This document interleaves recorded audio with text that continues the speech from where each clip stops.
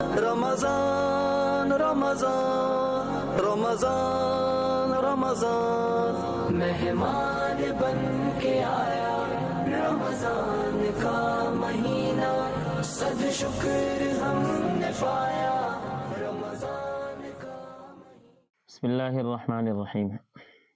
آپ کے سامنے اب تک جو اسباق چلتے رہے ہیں ان کا تعلق تھا اولاد کے حوالے سے، یعنی اولاد کے متعلق والدین پر جو حقوق اور جو آداب شریعت نے بتائے ہیں ان کا ذکر چل رہا تھا۔ میں اسی کو آج مختصر سے انداز میں کچھ خلاصے کے طور پر آپ کو بات سمجھانا چاہتا ہوں۔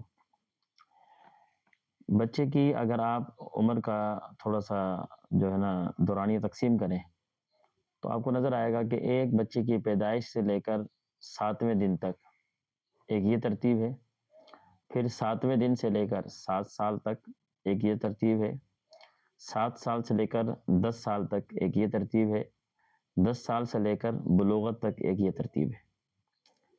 یہ میرے خیال میں جو ہے نا 7 دن اور 7 سال اور 10 سال اور بلوغت 4 کیٹیگریز کی بن جاتی ہیں۔ اور اگر اس کو تھوڑا سا آپ دیکھیں تو ہمیں کچھ جو ہے نا وہ اخلاقیات کے حوالے سے اور کچھ قرآن مجید کے اور جناب نبی کریم صلی اللہ علیہ وسلم کی سیرت کے یعنی شریعت کے دائرے میں رہتے ہوئے اگر ہم دیکھیں تو صرف یہ نہیں کہ یہاں پر ہمیں کچھ اب دیکھیں نا اگر آپ کہ بچے کی پیدائش کے بعد 7ویں دن تک کچھ احکامات شریعت نے بتلائے ہیں، اور پھر 7ویں دن سے لے کر 7 سال تک کوئی حکم نہیں ملتا۔ اب یہاں کیا کریں گے؟ اور پھر 7 سال سے لے کر 10 سال تک ہمیں حکم ملتا ہے کہ نماز کی مشق کرنی ہے، پھر 10 سال کے بعد سے لے کر نماز میں سختی ہے، اور آگے پھر جو ہے نا وہ بلوغت تک مسائل۔ اس کو تھوڑا سا اگر ہم سمجھ لیں تو کافی ساری چیزیں ہمارے لیے آسان ہو جائیں گی۔ دیکھیں ایک چیز یہ ہے کہ بچہ جب پیدا ہوتا ہے تو پیدائش سے لے کر 7ویں دن تک کچھ شریعت نے احکامات بتلائے کہ بھی اذان اقامت کہنی ہے، اس کے بال کاٹنے ہیں، عقیقہ کرنا ہے، اس کا نام رکھنا ہے وغیرہ وغیرہ۔ اور 7ویں دن سے لے کر 7 سال کی عمر تک اب کیا کریں گے؟ اب یہ بچے کی گروتھ کا زمانہ ہے، بچے کی ذہنی نشو و نما اور بچے کا نقش و نگار اور بچے کے اخلاقیات کا زمانہ ہے۔ اس دوران میں بچے کو آپ کو چیز سکھا نہیں سکتے، سمجھا نہیں سکتے، عمر چھوٹی ہے۔ بچہ اس زمانے میں کیچ کر رہا ہے، ہر چیز دیکھ رہا ہے، وہ آپ کی بات بولی ہوئی کم سمجھتا ہے، آپ کے کیے ہوئے اخلاقیات کو، اعمال کو، کرتوت کو زیادہ دیکھتا ہے۔ وہ یہ دیکھتا ہے کہ ابو کیا کر رہے ہیں، وہ یہ دیکھتا ہے امی کیا کر رہی ہیں، وہ یہ دیکھتا ہے گھر کا رہن سہن کیسا ہے، وہ یہ دیکھتا ہے کہ جو ہے نا دوستوں کے ساتھ کیسے رہنا ہے، یعنی خوشی کیا ہے، غمی کیا ہے، وہ ان چیزوں کو محسوس کر رہا ہوتا ہے، دیکھ رہا ہوتا ہے۔ لیکن آپ اس کو یہ ساری چیزیں بتا کر نہیں سمجھا سکتے، دکھا کر سمجھا سکتے ہیں۔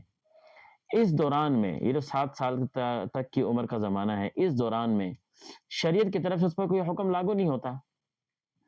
اب ہم ایک دیکھیں دنیاوی اعتبار سے اگر دیکھیں تو ہم نے اس کو تیسری سال سے کلاس سے 3 سال کی عمر سے ہم نے اس کو داخل کر دیا اسکول میں، اس پر ایک بوجھ آنا شروع ہو گیا، اور ہم نے اس کے سامنے گھر کا نقشہ ہٹا کر ایک باہر کا نقشہ اس کے سامنے رکھ دیا۔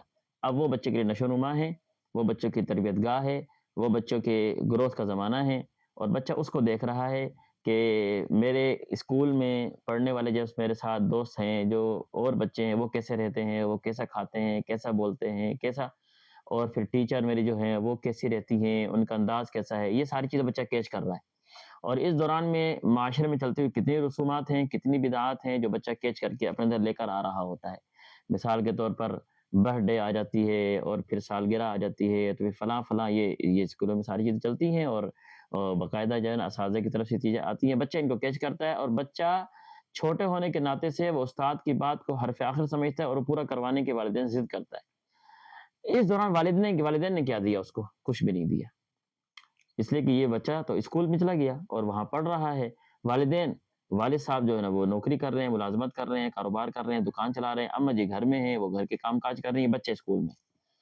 بچہ شام کو گھر آتا ہے، اب ٹیوشن پڑھتا ہے، اب بچے کو والدین کے ساتھ بیٹھنے کا، گھلنے ملنے کا، گپ شپ کا، ان سے چیز لینے کا موقع ہی نہیں مل رہا۔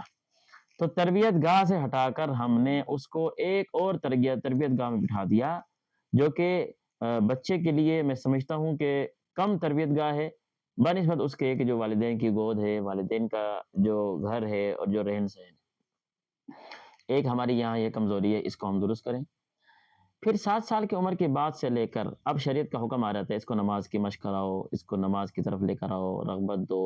تو 3 سال شریعت نے ایک چیز پر کیا ہے اس کو لانے کی کوشش کی، 3 سال۔